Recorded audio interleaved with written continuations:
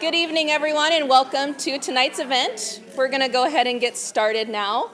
Thank you so much for being here. I really appreciate seeing so many familiar faces and so many new ones.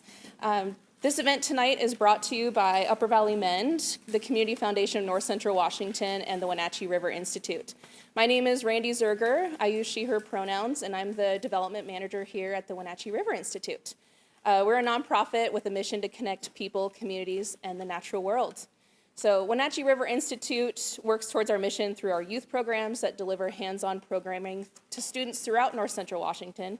You may have seen some kiddos running around the lawn out there today. Those are kids that are visiting us after school for our after-school program. We also have our community programs, which reach people through our events in the Red Barn, like this one. We also have workshops. We also have painting, nature walks, and we manage a community garden. And we have a lot of events coming up too. We have mushroom foraging, we have painting, we have photography, and so much more. So feel free to check out our events at the QR code on the welcome table over here on your way out if you're interested. I also want to thank some people working behind the scenes to make tonight's event possible tonight. First of all, Virginia Shoup in the back. She's our community programs educator. Thank you. She's making it possible so people online can see us and hear us today. And she's also going to be recording this so that we can view it whenever we want on WRI's YouTube after the event. So if you want to take notes tonight, that's great, but you can also rewatch the recording online. And then Rebecca Ryan, you can't see her, but she's around the corner here. She's serving refreshing beverages, also with Nicole, our volunteer. And then we have Denise Saram, oh, there she is. She's the Director of Philanthropic and Program Services at the Community Foundation of North Central Washington. And she helped develop tonight's program, and she graciously provided all the snacks here tonight, so thank you so much. And then, and of course, we have Hillary Clark, the Development Director of Upper Valley Mend, who helped put this event together, and she'll introduce herself a little bit more later tonight. Another aspect of WRI that I want to share with you is our effort to connect Indigenous peoples to their ancestral lands here, and all of us to the history of this area. So I'd like to take some time now to read our land acknowledgement.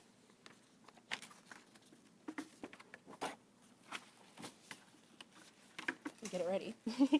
This land acknowledgement was created alongside the Shinpesquowshu people. We're spreading the message they wish to be spread to the public. The land Wenatchee River Institute sits on is the ancestral homelands of the Shinpesquowshu, Piscosa, or Wenatchee people. Welcome. The Shinpesquowshu, meaning people in between, had villages positioned along the Wenatchee River and surrounding areas. Their ancestral homeland extends from the Cascade Ridge through what is now known as the Wenatchee and Okanagan valleys. The culture and economy of the Shinpesquowshu people centers on taking care of the land. They fish, hunt, gather roots and berries, basket-making materials, and medicines. The Shinpesquowshu are named in the Yakima Treaty of 1855. Language to establish the Wenatchee Reservation was never followed through, even with the needed surveying completed. Many Shinpesquowshu now live on the Culver Reservation 150 miles northeast of Leavenworth. They were forced off their land here, and the U.S. government moved them to this reservation. The Shinpesquowshu are still alive today.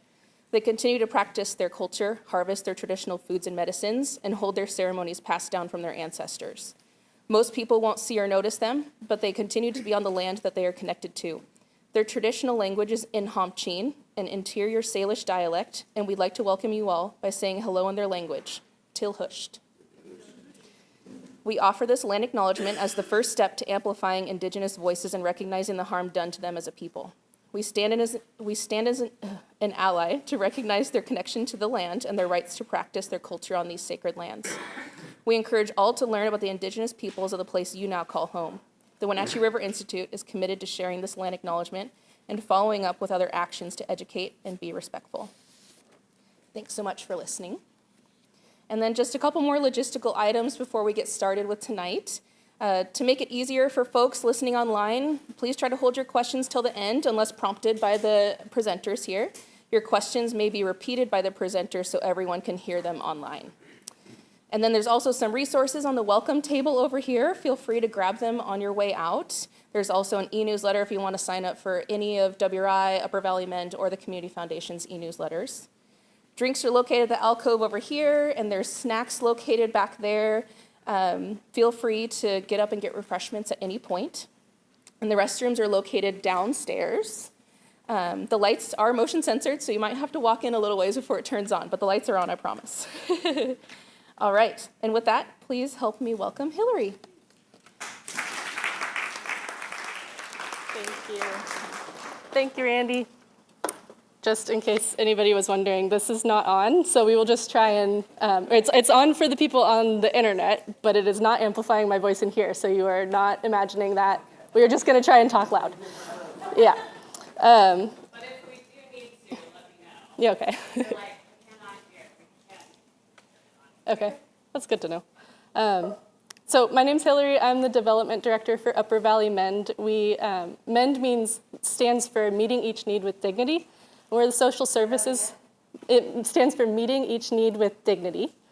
And we're the social services organization up here in the Upper Valley. So we serve folks in Kashmir, up to the Crest, helping them get access to basic needs like food, housing, medical and dental care, and financial assistance in times of crisis. So, and our hope for for tonight is just to raise the level of literacy in our community about the idea of estate planning and will planning, because it can be a really important tool for folks in our community to just plan for their families and to support the community long into the future.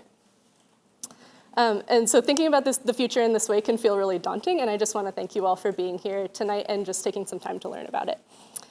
I also want to thank the Community Foundation of North Central Washington, especially Denise, and the Wenatchee River Institute, especially Randy, for their help with this event. It's been a team effort, and so I'm really excited to be able to work with them on this. I also want to thank you to our speakers who are donating their time tonight. So I'd like to introduce them now. I put these introductions together, so I hope that they are correct. Beth Stipe is the Executive Director of the Community Foundation of North Central Washington, a role she's served in since 2003. She has a master's in nonprofit management and over 30 years of nonprofit experience. She's also a charter advisor in philanthropy, which is a professional designation that has equipped her to advise donors on their charitable giving and estate planning goals. As you all may know, the Community Foundation is a big reason for why so much good goes on in this valley, and a lot of that is due to Beth's leadership, so I just want to thank her very much for being here tonight.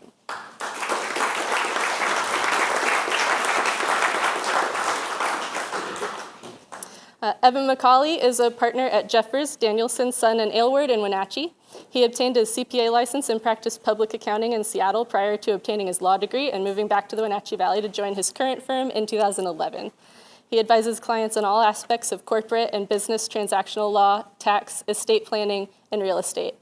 Evan is also a fourth-generation resident of the Wenatchee Valley and grew up right here in Leavenworth, and he's also on the board of the Community Foundation. So thank you for being here, Evan.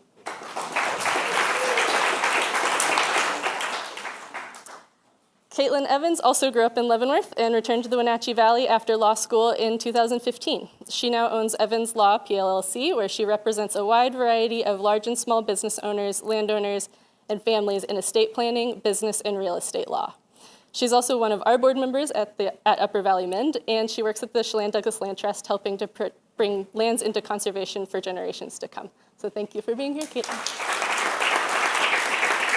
And I'm going to hand this off and hand it over to Beth. So thank you, Beth. Thank you. Thanks, Hillary. Let's give a round of applause to our hosts. They're just amazing. So it's so nice to see all of you, and to all of those who are on Zoom, welcome. We're sorry that you aren't here with us tonight in smoky Leavenworth, Washington, but we're glad that you joined us. I think one of the things that's so great about a gathering like this is to really focus and talk about community. And the fact that all of you are here today means that you were invited by one of these wonderful organizations. So you've already leaned into community. And so thank you for that, because I think one of the most powerful things and one of the greatest things about the United States is our ethic of giving back. And so I want to applaud you all for taking that on and being good stewards of that that role that Americans play for each other. The Community Foundation has been around since 1986. Next year is our 40th anniversary. And our role is to grow, protect, and connect charitable gifts in support of strong communities. And what that really means is that we help people in the community who want to leave gifts for future generations. We all are benefiting from gifts that others have left who have come before us. We are sitting in one of those places. And I think that this is a really powerful example of what each of us can do to make our communities better for future generations. And we also realize that estate planning can be daunting. It's really, overwhelming sometimes to think about what you're going to do with all the things that you've accumulated during your lifetime and the meanings behind those things. And sometimes it can be really stressful. Where do you start? Who do you talk to? You want to make sure that you cover all of the things that are important to you, your family, your friends, your community. And so tonight, it's really a wonderful opportunity to take advantage of these really talented people who are going to share their expertise with you. And we want you all to know that your questions are welcome. I know Randy said that we want to wait till the end, but keep those in mind because we do want to hear from you and we want to have you leave tonight feeling like you've been heard and that we can send you on a way with your questions answered. So we're going to get started and we're going to kind of take this as more of just a conversation, if you will, sharing information. And we're going to start with Evan. Evan lost the straw, and so he has to start. So Evan, your first question of the night is, what are the most important things that all of our friends here tonight need to think about when they're starting to create their will or estate plan? Yeah, I think the fun answer for this one for me is that you need to do it. And what does that mean? It can be a daunting, overwhelming thing to think about estate planning. And it's simple and it's complex all at once. It's simple in that it is really your opportunity. It's a very personal opportunity to plan for your life situation, your family situation. You have kids, you have grandkids, you have a spouse, you have acquired things during your life, and you get the opportunity to say what happens to those. That's a very personal thing, and it's one of the neat things about estate planning. The other thing is you can't take it with you. So by not planning, you are doing a form of planning, and it's what state law says happens to your assets. So when you think about estate planning and what does it do, that's kind of the foundational starting point. Look at what your assets are. Where do you want them to go? How do you do that? But going beyond that, this is where it can be a little daunting. This is the non-simple part of estate planning. It's the terminology. What are the different documents? What do they do? And so I'm going to go through to answer your question and really kind of go through those core foundational documents and things that we as lawyers force you to think about that maybe you've never actually had to do when you sit down to do your estate plan. So if you haven't done it or if you're looking at revisiting it, these are some things you can start circulating in your mind and talking with your spouse or loved ones about as you do your planning. But everyone's heard of a will. That's kind of your foundational key document. That's the document that you get to say who's in charge of managing your affairs when you pass away. That's one of the most important decisions you get to make. That's very personal. What happens to the assets that you have? Those are just the core basics of what's included in a will, but it does so much more than that. This is where you really get to think about your particular family situation. Do I have a special needs child that I have to have, or a grandchild that I have to make special provisions for? Do I have a blended family that I need to create a separate trust or think about a different way of holding assets to protect my family or reach an agreement with my spouse on how we're going to plan around our blended family and commingling or non-commingling of assets? You have tax planning that you get to think about. We live in a state that has a state estate tax. So for those who have accumulated significant wealth over their life, and we'll come back to taxes a little later, we use tools within your will to plan for taxes. We use trusts. You can use trusts for grandchildren if they're minors, or trusts for children. For those with minor children, you can appoint a guardian to act in the event you and your spouse pass and a third party needs to manage the assets for the benefit of a minor or to appoint someone to make legal decisions for them. So a will is so much broader than just giving your assets away, but that's the key kind of first starting document. Anytime you're thinking about your assets and how are they distributed, though, the will is always what people think about, but I encourage you to think about how each of your assets is held. A lot of people plan for retirement and they have an IRA or a 401k. Those assets are typically governed by a beneficiary designation and are not governed by the terms of your will. And so coordinating your will and your other assets that pass outside of your will are called non-probate assets by updating your beneficiary designations is just as important a lot of the time as executing your will. Then there's a lot of the healthcare and financial planning for incapacity. That's part of the estate planning process. It's a broader part of your estate planning. It's planning for your health care and your future potential inability to manage your affairs yourself. So you've heard of durable powers of attorney, where you have the ability to appoint someone else to act on your behalf when you're no longer able to manage your affairs. That's a very personal decision. We typically have separate documents for financial and legal matters, where you can appoint different people versus appointing others to make healthcare decisions if you can no longer do that. That could involve everything from giving informed consent to certain treatments or arranging for convalescent care if that season of life comes.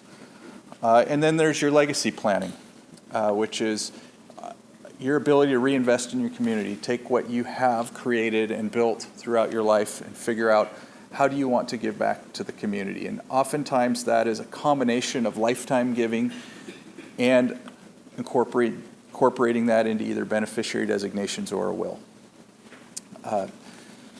So outside of that, there's other things that come up for married couples. Community property agreements can be a very efficient tool for couples that do not have a taxable estate to transfer assets to the survivor on the first death.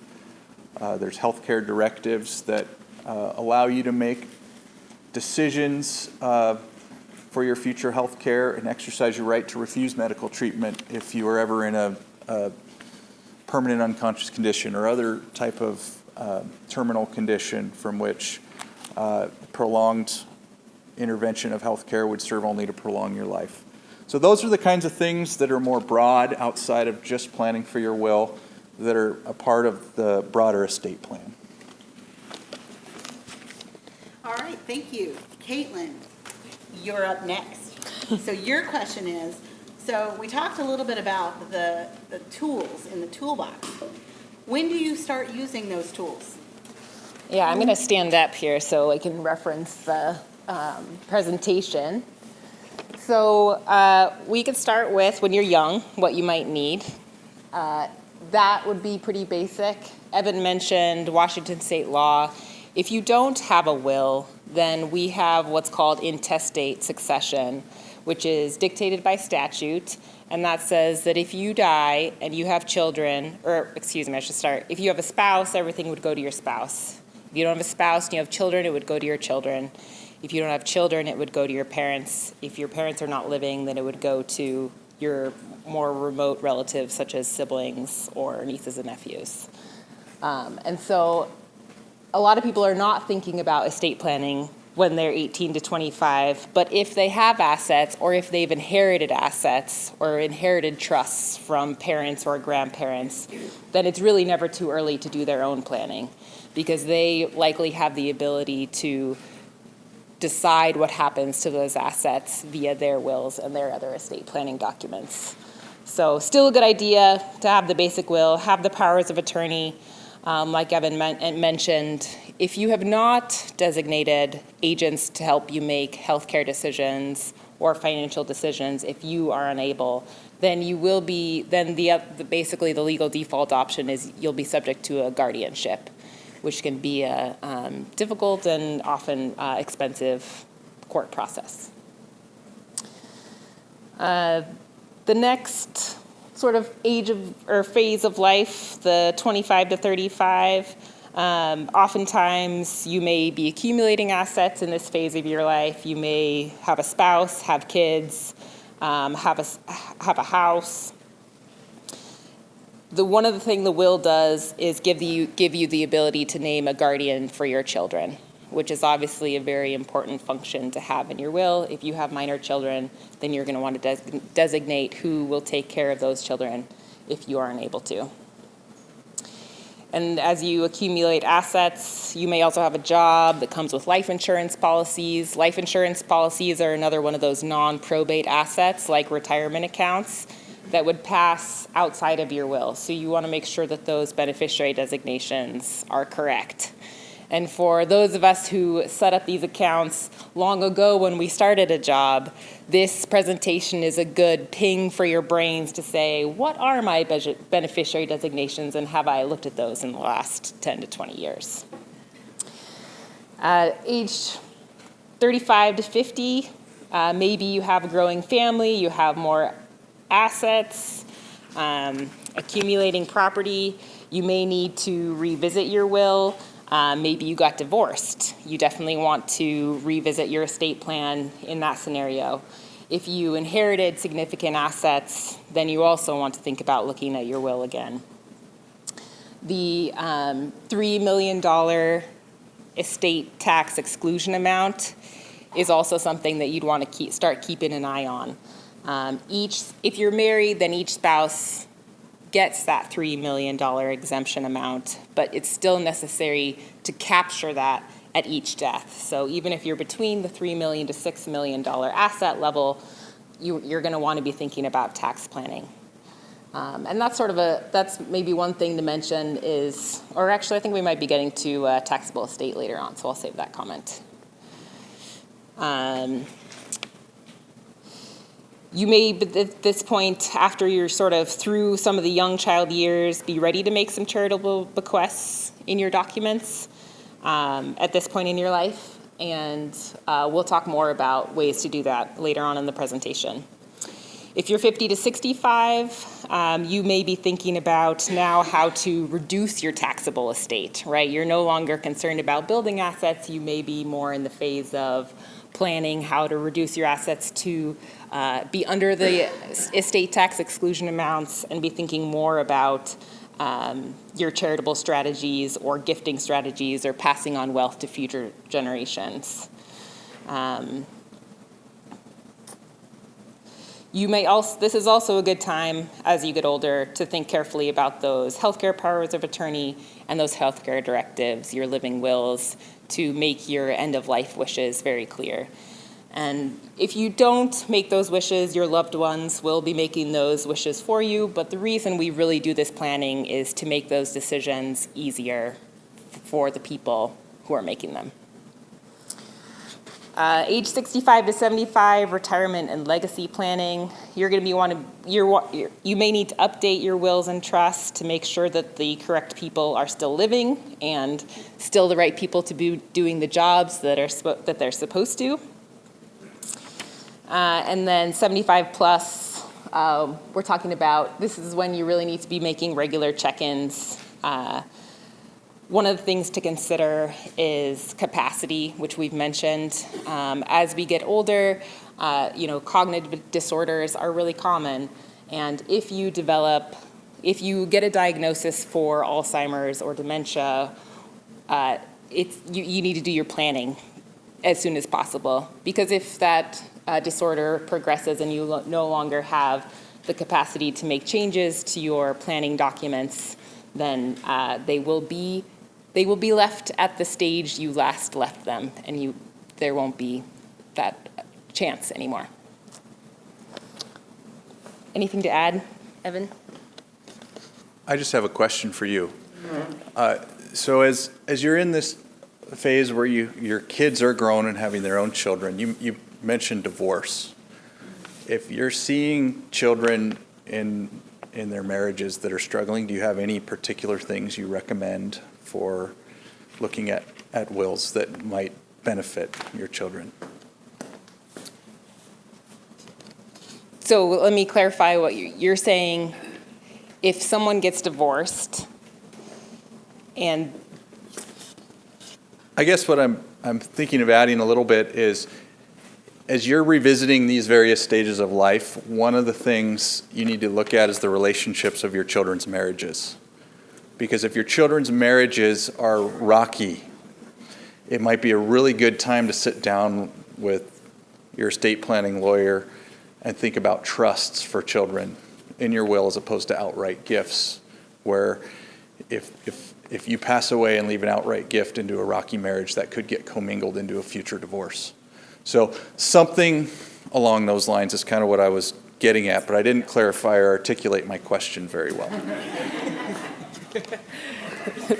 Thanks for that, Evan. Yeah, it's a really good point, right? You need to be considering all the relationships of the family members or beneficiaries in your will.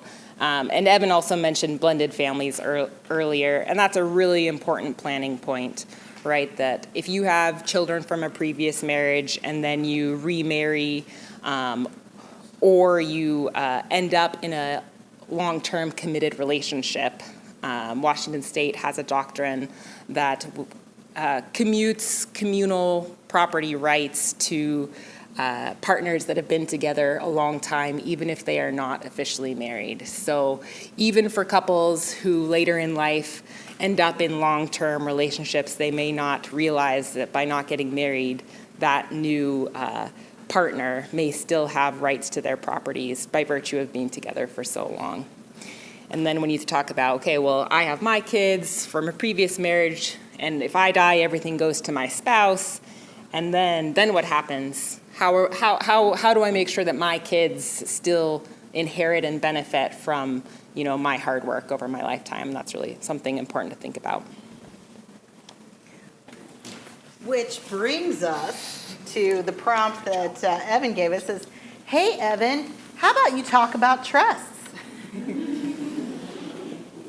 Well, I don't think I've ever had an estate planning meeting where the term revocable living trust didn't come up. And, I'm going to start with, there's two types of trusts. There's testamentary trusts, which are trusts created within the will itself. Those trusts only take effect upon your death and are funded with assets from your estate. And then that trust dictates how those assets will be held for some period of time. You appoint another party to oversee those assets for the benefit of a particular person, a beneficiary. So we've kind of hinted at trusts, and that terminology is one of the things that tends to confuse people. But what I hear as a routine question is, do I need a revocable living trust? And if you live in California, the answer is probably yes. You probably do. And what reason would there be for a revocable living trust? Well, it's a form to avoid probate if it's done well. And what is this term probate, and why do I care? Well, probate can be a bad word, or it is not a bad word in the state of Washington most of the time. Probate is just the court-supervised process of ensuring that your will is valid and that the correct person is appointed to administer your estate. It's usually a fairly straightforward process, but it does have administrative costs. You typically hire a lawyer, and you have to prepare a petition and file it with the court. You can avoid that process by having a revocable living trust if you create a trust during your life, which is just a piece of paper that on paper says, I, Evan, transfer all of my assets to Evan as trustee of the Evan Trust for the benefit of Evan during life, and then to Evan's spouse and kids at his death, or to Evan's kids at death. That's the typical revocable living trust. It ends up as a lifetime tool to manage your assets, and also doubles as a way of distributing your assets at death, much like a will would. And in states like California, the probate code has very costly administrative process. For example, lawyers are paid for helping someone administer the estate based on a percentage of your assets. It's almost like a commission. So that's why anytime you talk to someone from California, they will tell you you need a revocable living trust. And they need to if they live in California. In Washington, there's very few scenarios where I say you need a revocable living trust. And the reason is by the time you've created the trust, transferred all your assets into it, and manage all those assets, and you buy and sell things, and you have to have this piece of trust paper that you take with you to the bank or to buy a car or to sell a house. It becomes a hassle. And so it's typically more expensive than just doing an estate plan, even factoring in the cost of probate. So in Washington, most of you probably don't need a revocable living trust, except for a few scenarios. And that's, there's a couple real neat advantages of a revocable living trust. They can be a great tool for privacy. So the main thing with your will is upon your death, your will gets filed with the court. And so if there's something in there that you don't want to get put into a public record, you can instead have your will say, I give everything I have to the Evan McCauley Revocable Living Trust. And that will gets filed. And if you have any assets in your own name that didn't make it into the trust, that's called a pour-over will, then your estate plan is still private. Maybe you have a scenario where one of your children has a substance abuse problem and you put in a special substance abuse trust for them, and you don't want that going in a public record. Now, the cost of probate and those things are probably a different reason. Those privacy concerns now may be the reason why you want to do a revocable living trust. Another real benefit of revocable living trusts is the ability to plan for assets in multiple states. So we have a lot of people here in the Northwest that like to travel down to Arizona or somewhere warmer over the winter, and they buy a second home or condominium or property in another state. And by the time you start looking at the cost of probate in Washington and the cost of probate in another state, it may well make sense now to mitigate that additional administration in another state by maybe just having a revocable living trust for the sole purpose of holding that asset in Arizona or your home in Arizona. There are other options for revocable living trusts that I've seen, and some of those can be even for blended families and spouses where they want to designate separate assets apart for their own families. So this could be one where I set up a revocable living trust during life because I still want to hold the assets and get the use of them. But I'm in a blended family and I want to make sure those assets go to my kids and not to the benefit of a spouse on my death, or to my spouse for the remainder of her life and then to my kids. So it can be a form where you can carve off certain assets that you had before your second marriage to specifically hold those assets. So it can be a way of asset protection planning for your own children or family or legacy. So those are some of the real benefits of that type of plan, and they're usually very specific to your personal situation. But you will hear of seminars where someone will book out the red line, you'll see the posting in the paper, and they will say, we're doing a presentation on trusts. Don't go.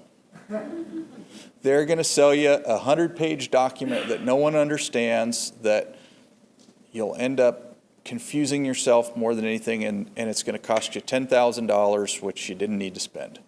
So that's my cautionary tale, because I spend a lot of time unwinding for folks that have these trusts and getting them out of this complicated document, and they spend more time paying me to get them out of this document. And so revocable living trust can be a great tool in the right circumstances. 95% of the time I advise against them. So you will hear people say you need a trust. Say, all right, I hear you, but get professional advice from a Washington attorney before you respond. Thank you. I'm going to tell you a sad story. I did not win the $1.8 billion Powerball recently. We didn't even get, a number. But if I would have, I would have asked Caitlyn, what do I do about my tax burden in my estate plan? Yeah. Before I launch on that question, I just have one comment on the previous topic.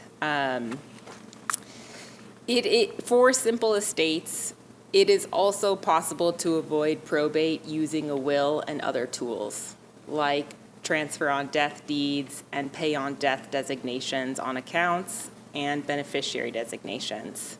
So sometimes if you have a simple estate, you don't need a revocable living trust, and you can still skip probate by titling the assets correctly and getting the right documents in place. So that's just a quick little comment on that. Regarding the taxable estates, we already have alluded to it a couple times. This year, the Washington State Legislature increased the Washington State estate tax exclusion amount to $3 million per person. So what that means is you can die with $3 million in your estate, and you don't have to file a Washington State estate tax return or pay any tax to the state of Washington, and you don't have to worry about it. But if you own over that amount, then Washington State is going to tax that amount. So if you have a $4 million estate, then Washington State's going to want to tax that additional $1 million that's over the $3 million amount. When we talk about taxable estate, what are we talking about? That is everything you own or comes into your possession at your death. For example, some people forget to think about life insurance policies, right? They think, well, I don't own that asset. Well, it will be includable in your estate. If that amount pays out at your death, that life insurance policy amount will be in your taxable estate. Same thing with retirement accounts, bank accounts, investment accounts, cars. Everything you own will be included in, the value of that will be included in your taxable estate. So it's important to think about, what do we do if we have more than that? And Evan has talked about using trust within wills. Married couples have a bit more planning opportunities than unmarried folks do because we have what's called portability and marital exclusions that we can take advantage of as planners. And we can use credit shelter trusts at the first death so that if one spouse dies, we build a credit shelter trust into the will or revocable living trust. We fund that at first spouse's death. The surviving spouse still has full access to that fund for their use if they need it. They get paid out the income annually. And then at the spouse's death, the remainder of that credit shelter trust will pass, to the kids or whoever else are the remainder beneficiaries in that plan. If you don't take advantage and capture that credit shelter, or that if you don't capture that credit at the first death, say spouse number one dies, the total estate between the married couple is $5 million. Everything just goes to spouse outright, and then spouse dies 1 year later. That second spouse has an estate worth $5 million, and they didn't capture the exclusion at first death, and so the state of Washington is going to want to tax that estate, the $2 million that's over the exclusion amount in that estate. So when we talk about reducing our taxable estates, then there are a lot of tools as planners that we can turn to. Sometimes outright gifting is a simple way to reduce estates, and then we go into more complex tools like irrevocable trusts or charitable remainder trusts. But today we're obviously, here for nonprofits, and so we want to talk about how charitable planning can help you reduce your taxable estates. Do we have the examples up here? Oh yeah, okay. So here you can see an example of an impact of a charitable deduction. Example A, the estate has $4 million. The exemption is $3 million, so there's a taxability problem at $1 million. Currently, that would be taxed at 10%, and so you'd be paying $100,000 of tax on that $1 million. But if your planning, if your will, for example, included a charitable gift of $500,000, then that would reduce your taxable estate to $500,000, and you'd be paying $50,000 in tax, for example. Example B, an estate of $10 million. Now you have a taxable estate worth $7 million, which would amount to $1.33 million of tax. If you had included a $2 million gift to charity, then you're paying tax on $5 million instead. So that's just some really simple examples of how, when you reduce your estate, you get taxed less. And I think that's the end of this section. So now I get to ask Beth and talk a little bit more about, well, what are these tools that we can use if we are charitably inclined to leave a legacy with our estates and to reduce our taxable estate as needed. I don't need that. Oh, you don't need that. You want that. I love to tell stories. I really feel like that one of the great things about the Community Foundation is that we are the keepers of legacies. And there are so many great stories. We talked a little bit when we first started tonight about sitting in this beautiful space that is one of the benefits that Harriet Bullitt gave to the Leavenworth community. And many people say, well, you know, I'm not Bill Gates or I'm not a Harriet Bullitt. And I would tell you that we don't have any of those kind of folks at the Community Foundation who have left legacies. We have people like Herb Fackenthal.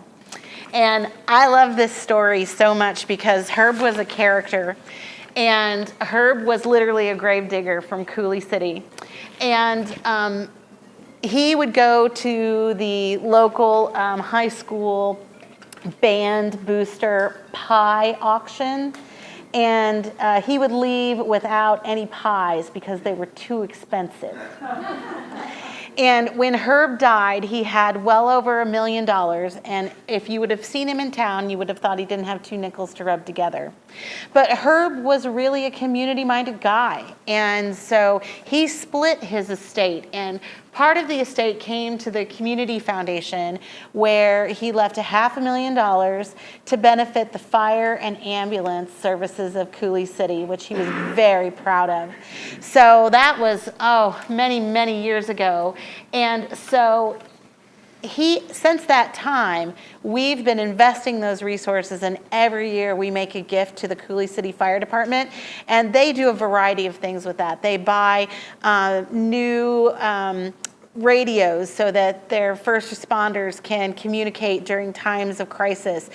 They've been hoarding away or squirreling away a little bit of money every year, and they're about to buy a brand new fire truck. And for a small community like Coulee City, this kind of money is an amazing gift that they can count on year after year.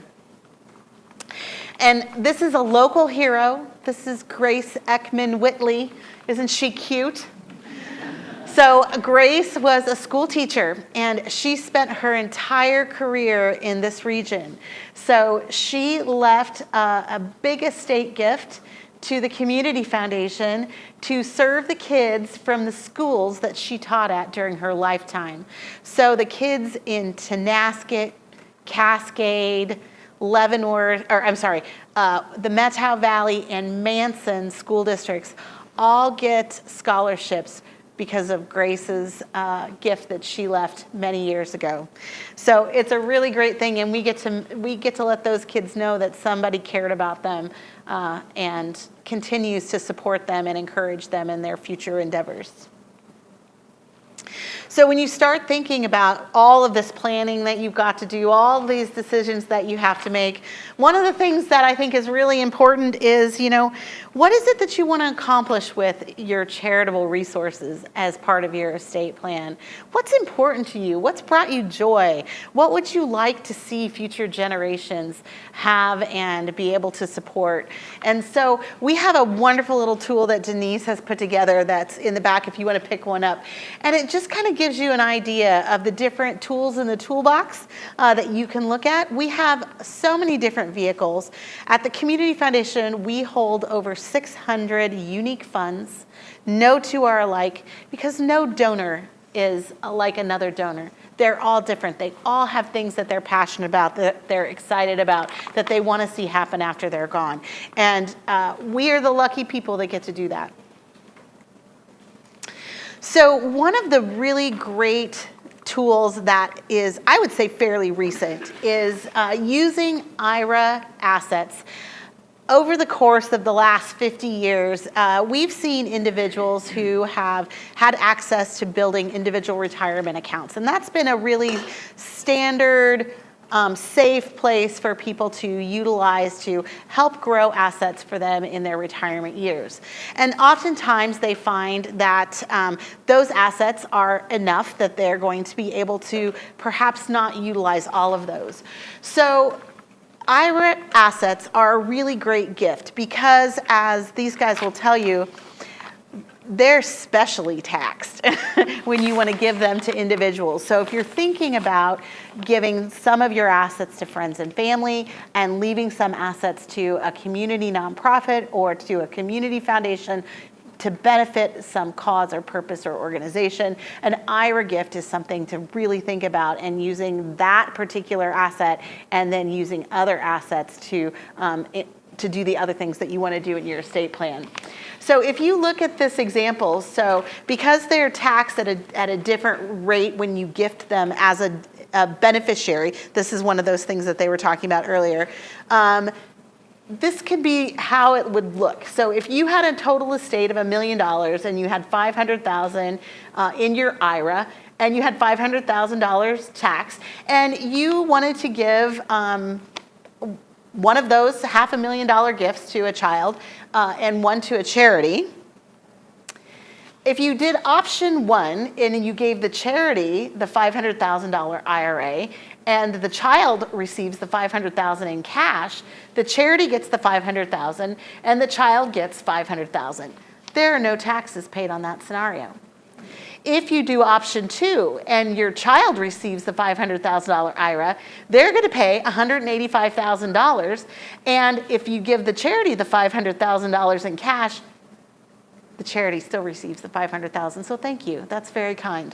But you've now lost $185,000 of your hard-earned money to taxes.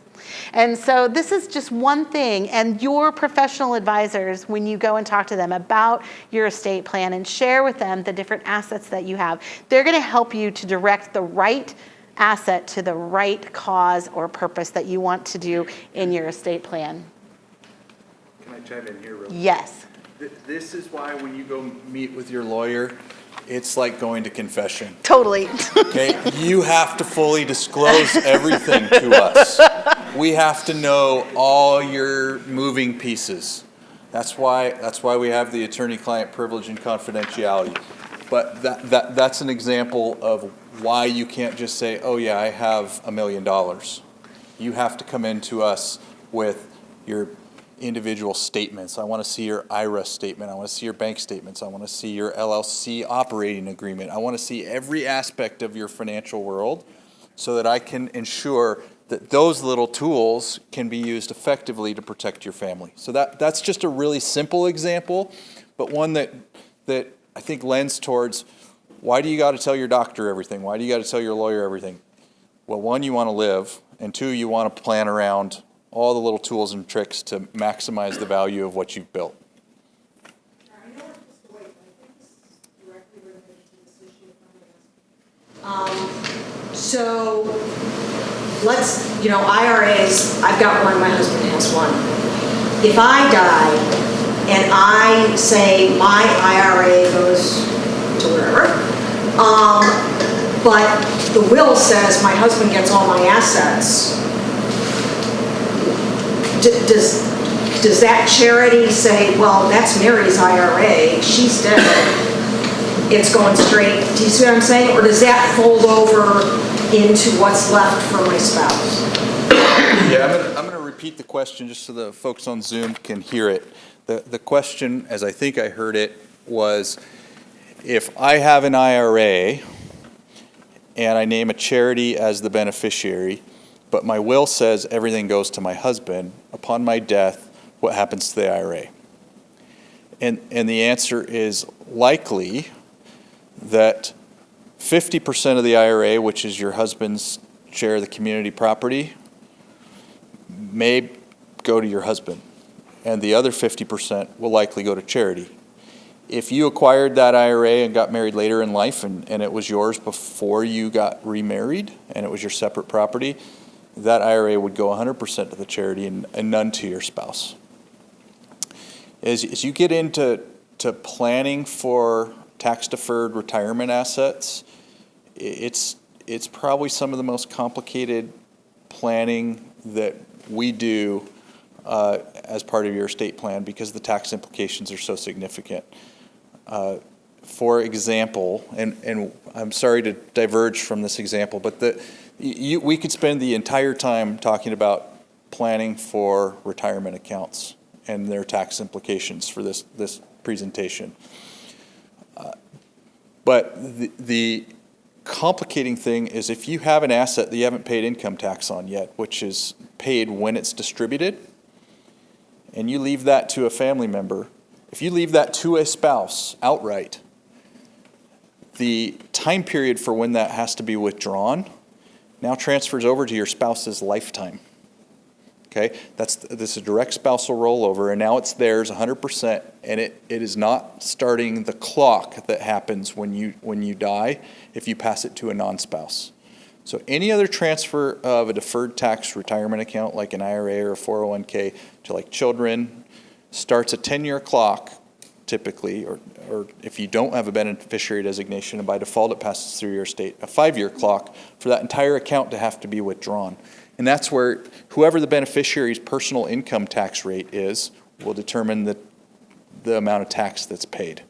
And if you can stretch out the withdrawals over many years where you're taking out a lower amount and it's withdrawn at a lower marginal income tax rate, you can save a significant amount of taxes. So the nerdery of IRA planning and tax planning is beyond probably what we have today, but it is fascinating, and it's very important for those who have large retirement accounts as a big percentage of their estate to get some very specific guidance and advice on, because there are tremendous opportunities to pass on that legacy with a lower tax impact.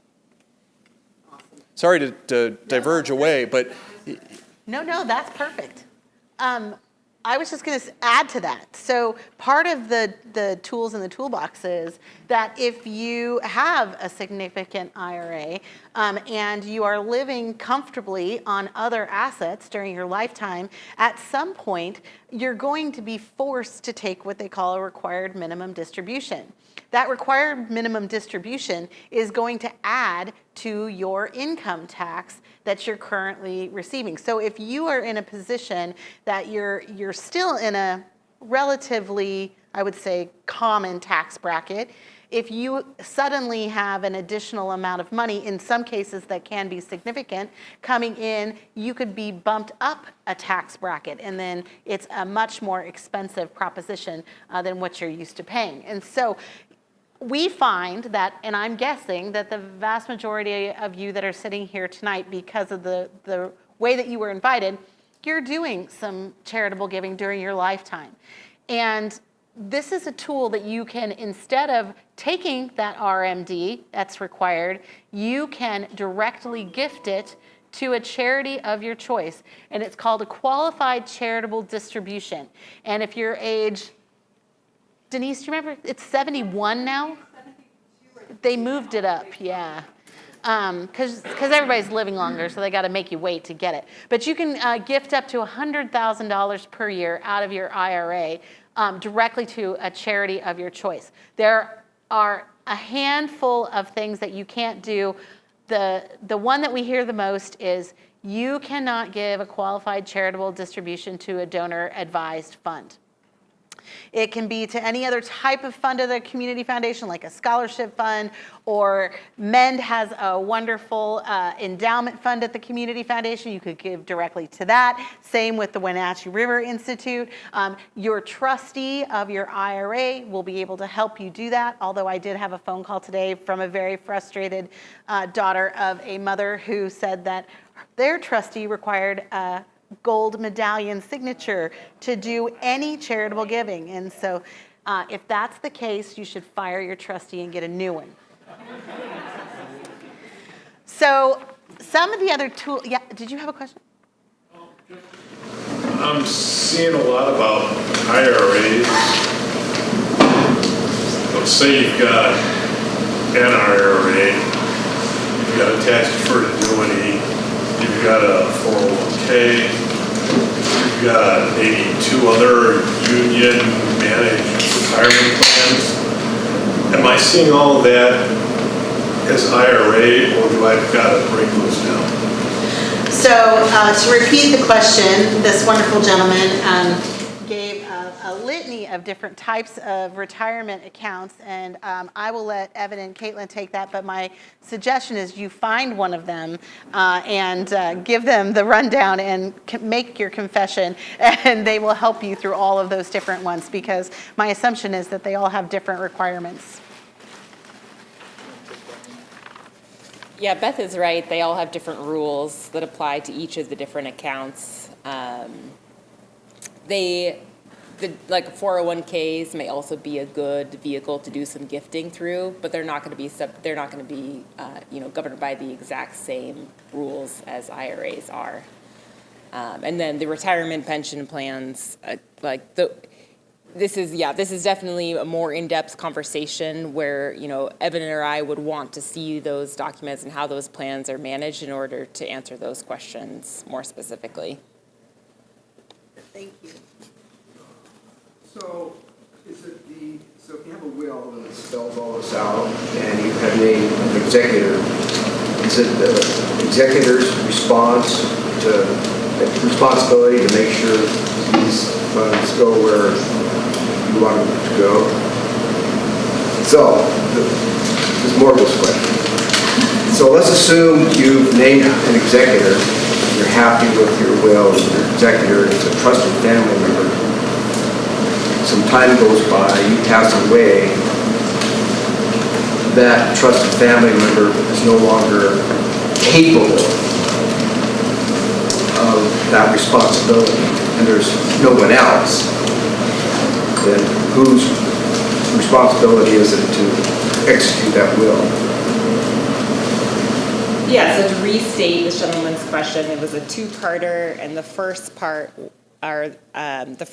was, if you have an executor of your estate, are they the one in charge of carrying out these distributions? And the second part was, if you have appointed an executor, but by the time you pass, they are no longer capable or able, alive maybe, to carry out that position, and no one else is named for that role, what happens? I will take the first part, and you want to take the second part? The first part goes back to why it's important to carefully make your beneficiary designations on these accounts, because your executor, after you die, will not have the power to amend those beneficiary designations that you have made. So if there's an issue, that might become an issue for the estate to get involved in. But otherwise, that financial institution that manages the account that's supposed to do the distributions will be bound by your beneficiary designation and distribute it however you have designated on that form. So the executor wouldn't be they would give the death certificate to the financial institution, let them know that you've passed, and can work with them as needed. But the institution will be bound by that form. Does that answer that first part of the question? Okay. I'm going to hand it to Evan. And just to add to that, the personal representative or executor would still have an obligation, even if they don't have access to those funds, those pass to the beneficiaries, to include them in an estate tax return if your estate's over $3 million, to report them to the state of Washington on an estate tax return. So your personal representative would still have a duty to account for them and understand what they were. So even in scenarios where and I've had it where the different beneficiaries or other family members get the IRA assets, we still have to contact the financial institution and get the data for purposes of reporting. So that's just a qualification to your answer where the PR still is involved. As to the other scenario where you name in your will an executor or a personal representative and they're no longer able or no longer alive, there is a process for a third party who's unnamed in a will to be appointed as a personal representative. And it requires a petition to the Superior Court, and there's a statute. This is just like if you die without a will, there's a statute that says, in default, here's what happens. In default, the statute says, here's who's entitled to act. And it first starts with your spouse. And then if you don't have a spouse, or if your spouse is unable to do it, then it says your kids. And if your kids are unable to do it, then it has your parents. And if your parents are, it has the same process, just like where do your assets pass, to say this is the person who's able to apply to the court to be appointed as your executor or your personal representative, and still carry out the terms of your will, but they're not the person named. That is a good example of why you want to have alternates named in your will, because that process right there does require a court hearing to get your person appointed, whereas the named person in your document can be appointed, at least in Chelan County, without having to go to court by presenting documents to the judge that they can review in chambers, and it can save your estate a lot of money from a cost perspective. So getting those designations, fiduciary appointments, and having multiple parties as backups on people you would trust is a very important tool that you get, and it's a personal choice. And just like I said in the early part of this plan, that personal choice is the real benefit of having a will, is you take it out of the hands of the default state rules. You had a question right here. We had a little shock when my mother was preparing to travel over the Rainbow Bridge, that she had invested in these things called annuities in the 80s and 90s with Aid Association for Lutheran. She thought that was a good thing. And it was, except she had never paid a dime in taxes. And so luckily, she was still of sound mind, and the agent in Florida said, you must get as much money out of those annuities into her personal checking account as possible before she dies, because otherwise, you're going to lose it all to taxes. Because we're all in a tax bracket of maybe 25 to 37%. And so my sister argued, we don't want to bother mom with this. And I said, yes, we do. Because here's what happened. They were farmers, they were spendthrifts, they were frugal, they were all this, and they did not want their money to go to Uncle Sam. But I listened to the agent who said, get this money in her personal account, and that bypassed the probate and saved tens of thousands of dollars, because she was just a player in that market. Well, I think that was more of a comment than a question. So rather than try and repeat it and answer it, I'll just kind of summarize a little bit of what I heard. It was, there was a gal who had a significant amount of investments in the 80s and 90s in tax-deferred annuities, and the investment advisor was advising that they accelerate the distributions of those annuities during mom's life before she passed, because she was in a lower income tax bracket than were her children, and they would have paid a higher marginal income tax rate on those funds had they passed in that tax deferred status. So that is an example of these tax deferred accounts where the income tax planning can be a big part of the overall plan, and that's where maybe in the next section we'll get some overlap on income and estate tax planning and how those two intertwine within your planning process. But for now, I think let's direct back to finish. Yeah, thanks for all some your of the charitable great discussion. questions. We wanted to have a minute to talk to you a little bit about when you are making some decisions around charitable giving. There are a million ways that you can give to your favorite causes.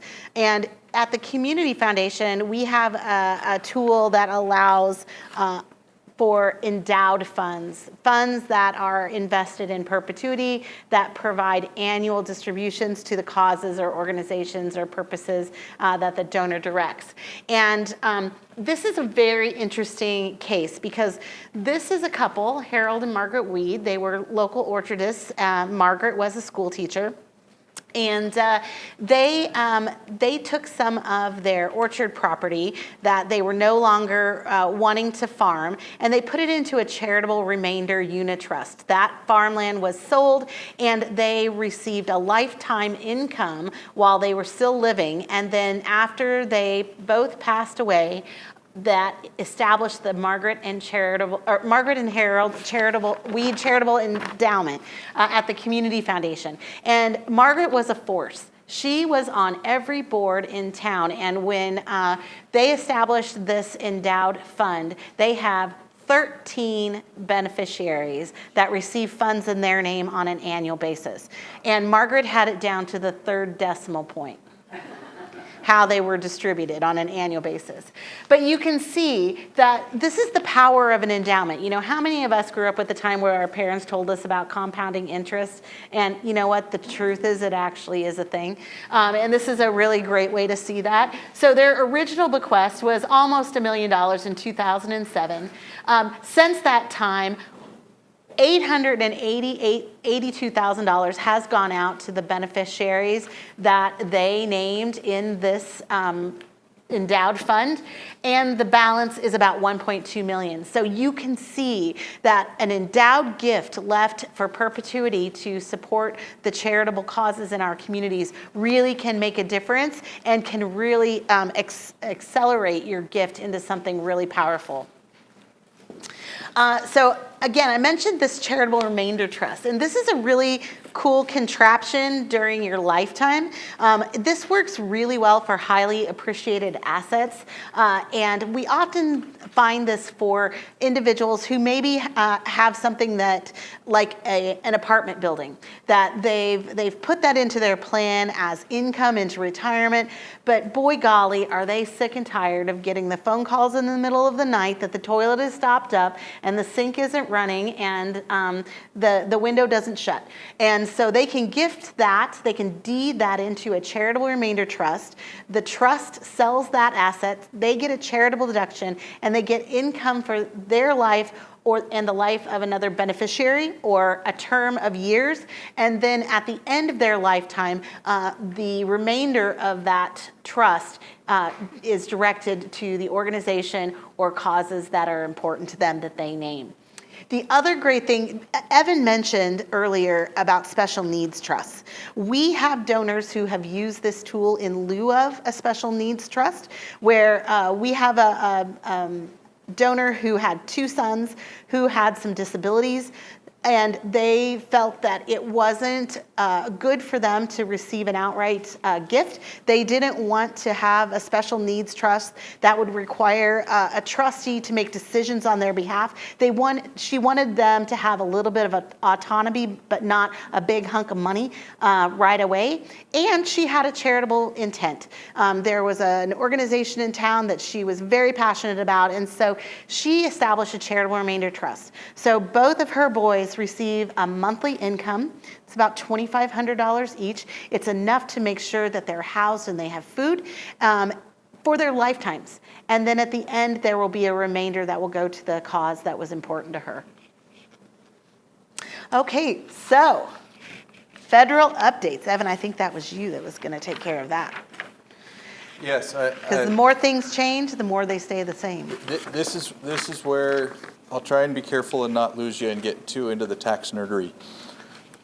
But one of the things that we haven't covered very well is that we have a federal estate tax in the United States. It doesn't matter what state you live in. And an estate tax is just a tax on your net worth at the time of your passing. You get an unlimited charitable deduction or unlimited spousal deduction. So you could have $100 million and you die tomorrow. If 100% of it goes to your surviving spouse, you get 100% deduction on that. For federal estate tax planning, we have been following the new federal laws because at the end of this year, the current federal estate tax exemption, which was $13.99 million in the beginning of 2025, was scheduled to revert back to the pre-Trump tax cut version of 2017, which at the time we had a federal estate tax exemption of $5.4 million indexed for inflation, which would have made our federal estate tax exemption at the end of 2025 on January 1st, 2026, right around $7 million. So it gets back into the world where a lot of people or a lot more people are in that planning horizon around federal estate tax. Why we care? The federal estate tax rate is a flat 40%. And under the old law, it was a flat 45%. So if we're going to revert back to the former law, you're going to have a $7 million federal estate tax exemption with a flat 45% rate on your net worth. What happened in July 4th of 2025, the Trump legislation passed the One Big Beautiful Bill Act, and that had some clarification for us as we all were looking for certainty in the federal estate tax world, and we got it. As much as you can have certainty when a new administration comes in and a new Congress can change it. But for now, we have certainty in the law. We have a permanence of a $15 million per person federal estate tax exemption that is indexed for inflation. So for married couples, that's $30 million. Okay, so a lot of you say, well, I don't have $30 million. I don't have $15 million. Why do I care? Well, here's why we care, because Washington has a standalone separate estate tax deduction. But this is where I talked a little bit earlier about how income taxes and estate tax interplay in the planning process. And this talks about a little bit of what Beth was just talking about, appreciated assets. We've all heard about a capital gain. Okay, so if you buy a share of Microsoft in 1983 for $10 and now it's worth $1 million, and you sell that share of Microsoft during your life, you pay a capital gain on all the appreciation except for what you paid for it, which was the $10. You pay a capital gains tax. It's a form of income tax. Okay, if you hold that share of Microsoft stock in your name until you pass, and it is included in your taxable estate at the federal level, then that asset passing to your kids gets what's called a step-up in basis, where the new tax basis for that asset is $1 million, because that's what it was worth on the day of your death. So having a very large federal estate tax exemption is super beneficial for us that have appreciated assets, because we want those to be included in our taxable estate at the IRS federal level. Because now we get a step up in basis, and then if our kids take that asset and sell them, they don't pay any capital gains, or if they only pay capital gains on the appreciation and value from our date of death forward. So it's a tremendous income tax benefit planning tool for us to use in combination with estate tax planning. An example of that is back to what Caitlyn mentioned earlier. She said, well, Washington has a state estate tax. You can just gift. You can just gift that asset during life. It's out of your estate. Washington doesn't have a state gift or a gift tax. So if you give it away before you die, it's not part of your taxable estate. It goes untaxed. Well, why does that matter? Again, federal income tax rules kick in. And it all ties into the basis of that asset. If I give that share of Microsoft stock to my kids before I die, I get it out of my estate. That $1 million avoids my Washington taxable estate. But my kids take it at my $10 basis because it was gifted to them during life. It did not get that step up in basis. So that's the income tax planning component that we have to think about with the interplay of income taxes and estate tax. I'd be better off holding that share of Microsoft and paying 10% Washington state estate tax on it than paying 23.8% federal capital gains tax on that appreciation and value, or at least my kids would. So as we start looking at the federal rules and why this federal estate tax exemption matters, it is great for us to be able to have planning opportunities to say, 99.9% of us are going to be under 30 million. But now we can plan for all our appreciated assets. So that's why all the folks like Caitlyn and me and Beth, we're following this, right? So some of these other tools like Beth was showing for appreciated assets, charitable remainder trust. Another tool we have now is from a federal perspective, you don't have to set up a credit shelter trust. So if I have a $10 million estate, for example, in the state of Washington, I have a $3 million exemption, and I'm married, and I'm planning with my spouse. She also has a $3 million exemption. On my death, I leave the first $3 million of my half of that $10 million, so I can control 5 of it. $3 million goes into my trust, my credit shelter trust. The other $2 million, I give outright to my spouse. This is not for blended families, have you. This is a tax planning tool. So asset protection planning for blended families comes before tax planning. But from a pure tax perspective, which is what we're talking about here, my spouse now has her $5 million plus the $2 million left over from my estate. Right, so she's got $7 million. She can retain 3. Now we've gotten a full step up in basis on my death. We transfer she's got $7 million. Now it's stepped up. She can now make gifts after I pass to kids without having any income tax consequences to the kids. So that you will hear a lot of our banter on the interplay between income and estate tax planning around step up and basis planning. Okay, so with that, I'm going to get into the new Washington state estate tax exemption rules and their impacts. Washington state is a standalone estate tax on your net worth at death. Caitlyn's mentioned it, I mentioned it, there's a $3 million exemption per person. It's a voluntary tax. And I'll explain that. It's a privilege tax. If you want the privilege of living in the state of Washington, and you have more than $3 million, and you want to hold on to it until your death, and you don't give it to your spouse or charity, where it gets either a spousal deduction or a charitable deduction, you're choosing to pay a state estate tax. What are your options? Okay, with that, I'll get into the change in the tax law, because just 4 days before the federal estate tax rules changed, the state of Washington passed a new bill that increased what was a $2.193 million state exemption for estate tax to $3 million. It's the first increase we've had in many years. But along with that came an increase in the graduated tax rates. So previously, the top Washington state estate tax rate was 20%, over $9 million. Once you hit $9 million, you're at the 20%, flat 20% rate. Under the new change, while your exemption went up from 2.2 to 3 million, the graduated tax rates go up on higher graduated rates at a much more, at a larger scale, with the new Washington top tax bracket for estate tax at 35%. So where is that break-even point? That break-even point under the old law versus the new law is right around $7.8 million. You would pay about the same amount of tax under the old law and the new law at that number. So what this new law has done, with now the federal estate tax being permanent at 30 and for married couples, we are seeing folks in the higher net worth categories considering that while Washington is a great place to live most of my life, I'm going to choose to live somewhere else to die.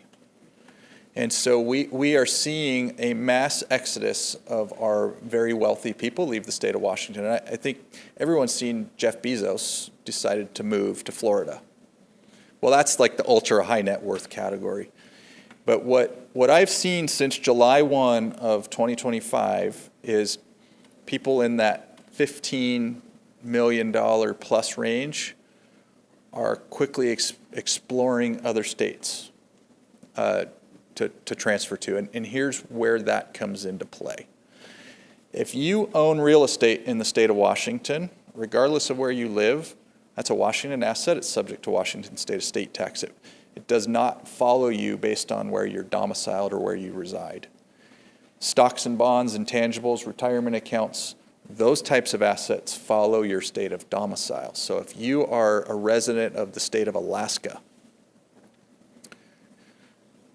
and you have previously lived in Washington and you've moved to Alaska, your Washington real property still is going to be subject to that $3 million exemption. So you can keep $3 million, you can keep your vacation home here. But all your stocks and bonds, if that's where your portfolio is, goes to Alaska. and no longer is subject to the jurisdiction of Washington's taxing authority. So as we see Washington's significant increase in the tax rates, this 35%, when you also have a federal estate tax at 40%, the folks over $30 million, this starts to become a real issue. The state of Washington is now a really problematic state to live in from a pure tax perspective. And so those are the folks that we're really saying, or instead of moving to Arizona or Nevada, you might want to go see Beth. This is where the charitable legacy, do your kids really need that much, right? Is it that important to save tax, or is this really a better opportunity now to look at doing some more considerable legacy planning with your wealth? And a lot of the people in this category are people that have had successful businesses over the course of their life, and they're at a point in life where that wealth has had the compounding effect that Beth mentioned over a long lifespan. Someone with $20 million today, on an average 10%, 8 to 10% return in 10 years, could close to double that net worth. And so when we're looking at the potential tax impacts of these rates, today, if you're $20 million estate versus I'm going to live another 10, 15 years, you're not consuming it, you're not spending it, it's just growing. So this really becomes the talking point for folks like Caitlyn and me to really say, a big part of your plan really needs to think about a charitable component. One, you've have an opportunity to benefit your community, but there's also a really good tax reason to do it. And it doesn't require you to move to Arizona. Or Alaska. And you know, the other component of this is when you're moving to another state, most states have a state income tax. So your income will now be subject to additional taxes in those other states. Where Washington, one of the benefits we have is we don't have the traditional state income tax.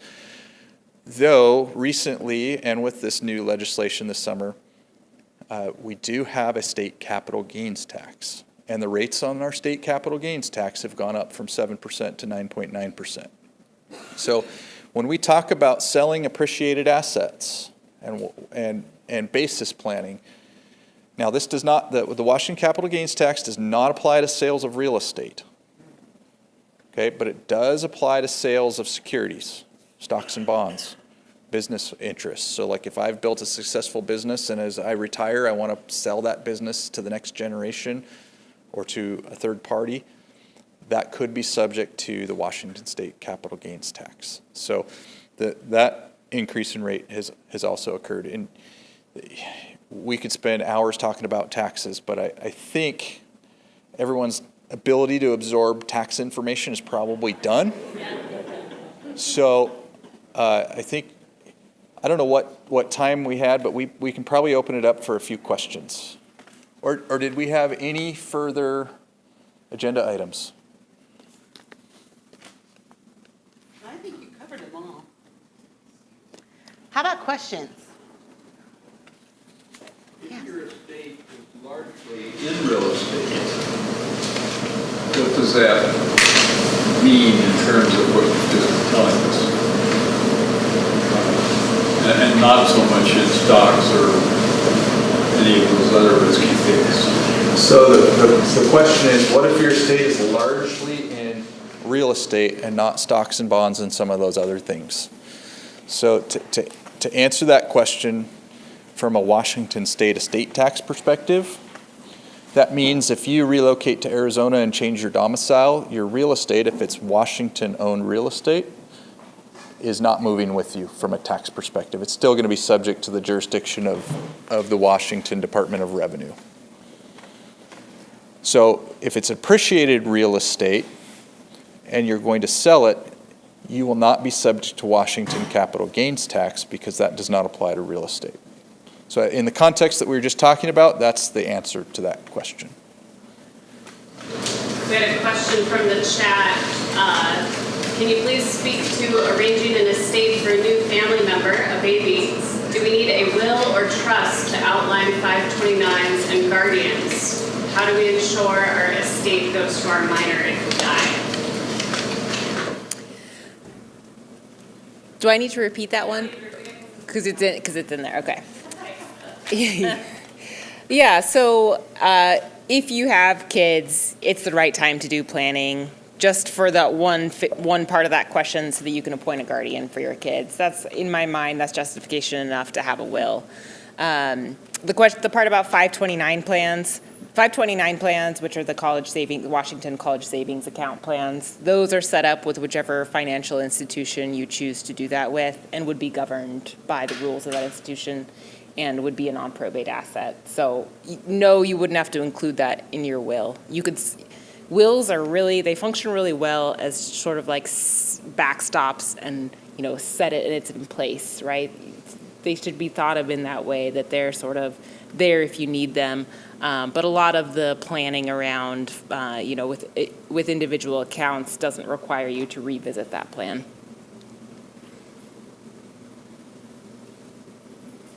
So you mentioned one might want to use a revocable living trust. A living trust if you have, say, a house in Arizona. And I have two questions on that. One is to clarify, the reason that would help you not have to go through probate in Arizona is because the house stays the property of the trust, and the trust would be what passed through your probate in Washington. Is that correct? Okay, I'm going to attempt to repeat the question as I heard it. It goes back to revocable living trusts and why it would be advantageous to have a revocable living trust to own property in another state if you're a Washington resident. And so the answer to that is if you own that home in Arizona in your individual name, and you own property in Washington in your individual name, and you pass away and you have to do a probate now. Probate is a state law specific process. You would have a probate in the state of Washington, and then now you would have to do what's called an ancillary probate to clear title to that property in the state of Arizona and get a superior court in the state of Arizona also involved. And so now you're adding significant administrative costs for having two proceedings, to where now the cost benefit of preparing that revocable living trust and simplicity now outweighs the expense and hassle. But the saving is that if it's in the trust, the property stays the property stays as possession of the trust, rather than. The follow-up question is, but the benefit of that is that the property stays in the trust as opposed to passing outside of the trust? Is that your question? Yeah, I mean, how does the living trust? Yes, the reason why the living trust provides the benefit of avoiding probate is because it's not owned by you in your name, and the successor trustee of the trust has legal authority to transfer title to that asset, because it's not in your individual name where you have to have a court supervised probate process to get a third party appointed to act. You've already done that ahead of time in the trust document itself. Okay. And then I have a related one. Would an LLC do that job just as well? So the question is, would an LLC do that job as well? I'm going to answer this in two parts.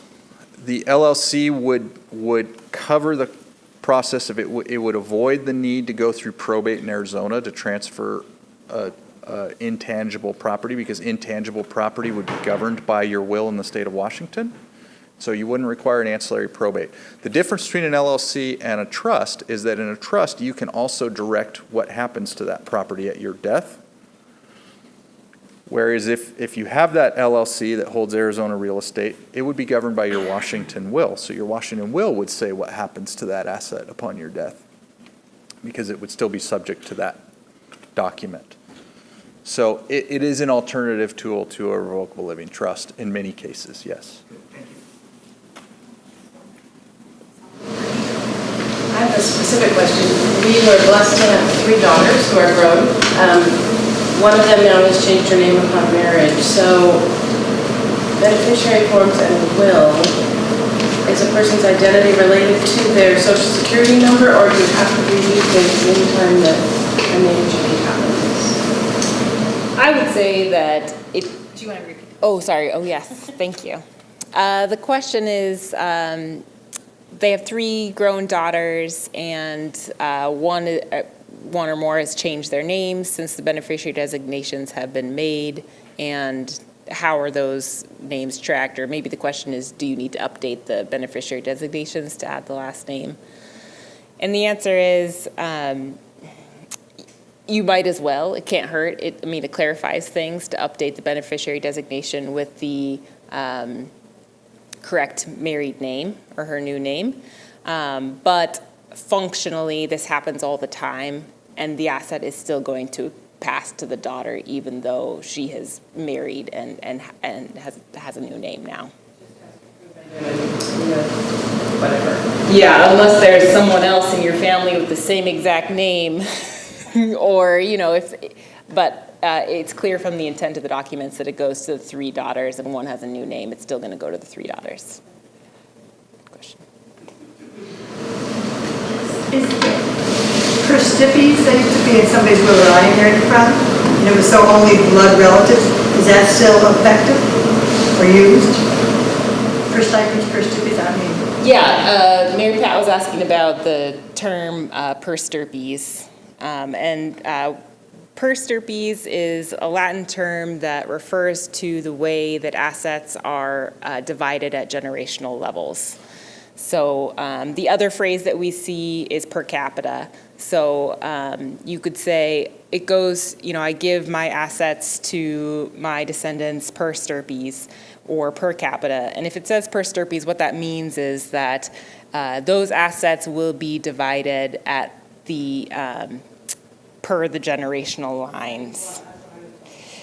Yeah, not by blood, but so it would follow that descendant's line. So if it says per stirpes, you had 3 kids, one of your kids predeceased you, that deceased child's share is going to go to their kids if they had any. Prevented anybody that wasn't a blood relative to getting any assets. It's not my understanding that that's the purpose of that term, unless you have a different. So I think to answer your question, the only time this comes into play is if one of your descendants at any level, so let's say you have 3 kids, and each of your kids has their own children, so you have multiple grandchildren. Say child 1 has 1 grandchild, child 2 has 2 grandchildren, child 3 has 3 children. So you have 6 grandchildren, but they're not all at equal levels. Child A dies, okay, and you have a per stirpes designation in your document that says, I give my assets equally to my 3 children, or if any of them predeceased me, to their then living children per stirpes. Child A dies, he gets 1/3 of your estate, but because he's deceased, his 1 child takes his 3rd share. Okay, if he had 2 children, his 2 children would split his 1/3 share. If he had 3 children, they would split his 1/3 share. Whereas if you don't have a per stirpes designation and you have a per capita designation, now you have all 3 of your kids die, which is the only time this would come up. Now you have the next generation grandkids, and instead of child 1 has 1 child, child 2 has 2 children, child 3 has 3 children, all the kids have passed away. Now all the grandkids take equally, as opposed to child 1 gets his 1/3 share, grandchild 1 gets his 1/3 share, grandchild 2 and 3, which are the descendants of middle child 2, splits dad's share 50-50, and then the 3rd set of grandkids, where there's 3, split mom's share 3 ways. So the grandchildren all take a different amount of money or asset. Explain to Justin. A husband or wife would not get it. It would only be the direct descendant line. But it's the amount that goes to the direct descendant line, which is the part of that. In general, spouses of your children do not inherit unless you name them specifically, if that gets at what the question you're asking. So if your child dies, their spouse will not inherit their share unless you've specifically said that they should in your will. Wow, what a great group. One more question. It's sort of a simple one, maybe, but, okay, so I've got a will, I've got an executor, she knows about what she's doing, she knows where the will's at.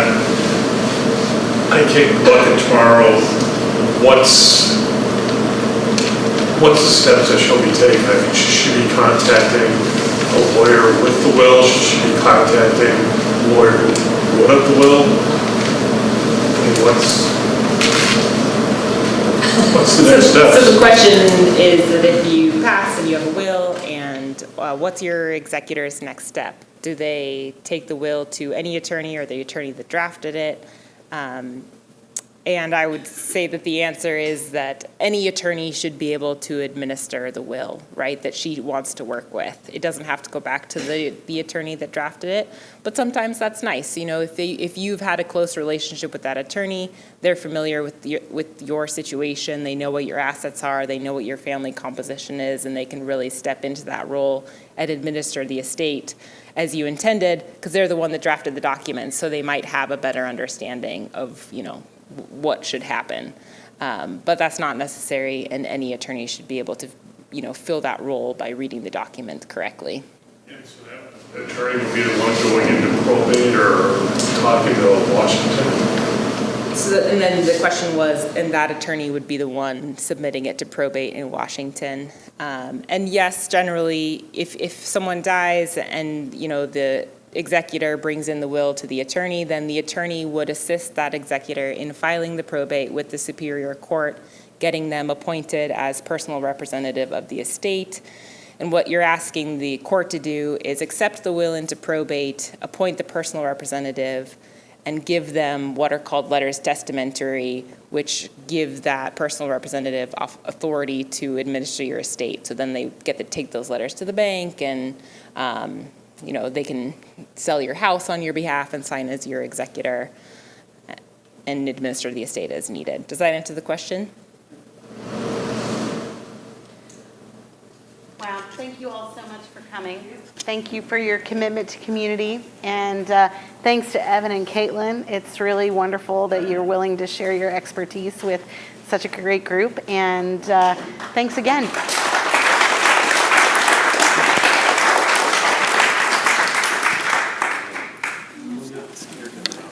Yeah.